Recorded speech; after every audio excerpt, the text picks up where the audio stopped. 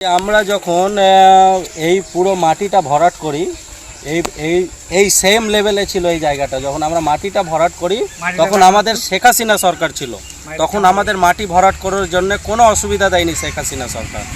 এই জিহাদি সরকার, ইউনিশ সরকার আসার পরে যখন আমরা এটা ফেন্সিং করব বলে কাজটা আরম্ভ করতে আসবে আমাদের সিপিডব্লিউ কন্ট্রাক্টর, ওনারা ইউনিশ সরকারের কিছু জিহাদি এসে আমাদের বিএসএফের উপরে আক্রমণ করা হয়, আমাদের গ্রামবাসীর উপরে আক্রমণ করা হয়। বিভিন্ন ধরনের গাছ রয়েছে, সেই গাছগুলাকেও কেটে ফেলে দেওয়া হয় এই জেহাদিদের সরকার। শুভেন্দু অধিকারী মহাশয় এই মঞ্চ থেকে বলে গিয়েছিলেন 2025 সাল 26শে জানুয়ারি উনি কথা দিয়ে গিয়েছিলেন যে আমরা সরকার গঠন করব এবং আমরা এই তারবেড়া করে দেখাবো সরকারে আসার 45 দিন পর। তো উনি কথাও দিয়েছেন এবং কথা রেখেও দিয়েছে।